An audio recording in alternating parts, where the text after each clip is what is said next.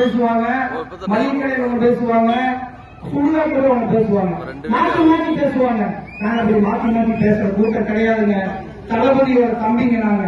நான் அன்னைக்கு இங்க பிரச்சாரத்துக்கு வந்தப்ப உங்களுக்கு என்னெல்லாம் வாக்குறுதிகள் கொடுத்தோமோ, தளபதி என்னெல்லாம் உங்களுக்கு செய்ய போறாரு சொன்னமோ, அதையெல்லாம் நிச்சயமா செய்ய உங்களோட இந்த நேரத்தில் உங்களுக்கு உறுதி கொடுக்கிறோம். இங்க நம்ம 3வது இடத்தை கொடுத்திருந்தாலும் முதல்ல தளபதி கொடுத்ததுனால நீங்க உங்களுக்கு என்னெல்லாம் சொன்னமோ எல்லாமே செஞ்சு கொடுப்போம்.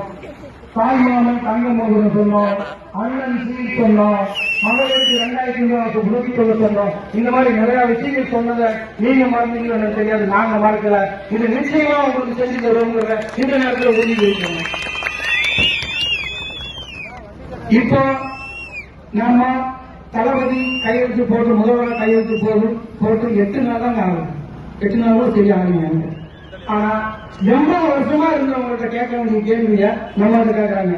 2000 கொடுத்தீங்களா, 2000 கொடுத்தீங்களா, அதை பண்ணீங்களா, இதை பண்ணீங்க. பத்திரிக்கை எப்பவுமே பத்திரிக்கை அவங்க கையில வச்சுக்கிட்டு இஷ்டம் போல எழுதிட்டு இருப்பாங்க. அதெல்லாம் நம்பாதீங்க.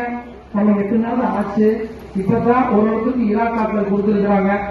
இவங்க எங்களை பார்த்து புதுசுன்னு சொன்னாங்க. ஆமா நாங்க புதுசுதான், 1 மாசம் எங்களுக்கு நேரம் எடுக்கும். ஆனா அதுக்கப்புறம் நாங்க செய்ய போற அத்தனை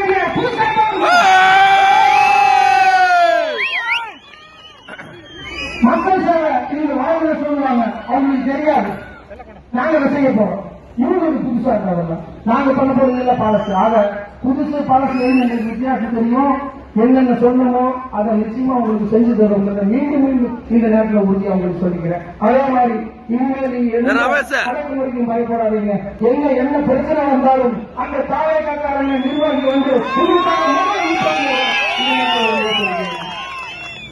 அதே மாதிரி மக்களின் நலத்திட்டங்கள் என்னெல்லாம் சொல்லியிருக்கோமோ அதெல்லாம் நிச்சயமா நிறைவேற்றுவோம். ரொம்ப நேரம் உங்களை பார்க்க வச்சு நினைக்கிறேன். நான் இன்னைக்கு வந்தது இந்த இரும்பு கோட்டையில 50,000 ஓட்டு போட்டு அத்தனை அடக்குமுறை மீறி சிங்க பெண்கள் எல்லாம் அன்னைக்கு வந்து நின்று பேசணும். உங்களுக்கு எல்லாம் ஒரு நன்றி சொல்லிட்டு போலாம் தான் வந்திருக்கிறேன். தாய்மார்கள் அனைவருக்கும், தகப்பமார்கள் அனைவருக்கும், சகோதர அனைவருக்கும் இந்த நேரத்திலே மனதார நன்றியை தெரிவித்துக் கொள்கிறோம்.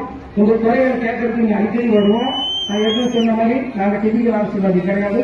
நன்றி சொல்லிட்டு போயிட மாட்டோம். நீ வாரமோ மாசமோ நான் வருவேன். நிர்வாகி ஜில்லா மாப்பிள்ள இவர் நம்ம ஒன்றிய நிர்வாகி தாய்மொழி மாதிரி 10 பேர் செய்யக்கூடிய வேலையை ஒரே ஆள் செய்வார். அந்த மாதிரி ஆள் தான் இங்க நான் நியமிச்சிருக்கிறோம். அதனால அவர் உங்களோட தொடர்பு இருப்பாரு. உங்களுக்கு என்னென்ன பிரச்சனையா இருந்தாலும் தெரியப்படுத்துங்க. நானும் களத்தில் இறங்குவேன், மாப்பிள்ளை களத்தில் இறங்குவாரு. உங்க பிரச்சனையெல்லாம் சரி பண்ணிட்டு அவகாசம் கொடுங்க. பத்திரிகை டிவியில சொல்றதை நம்பாதீங்க.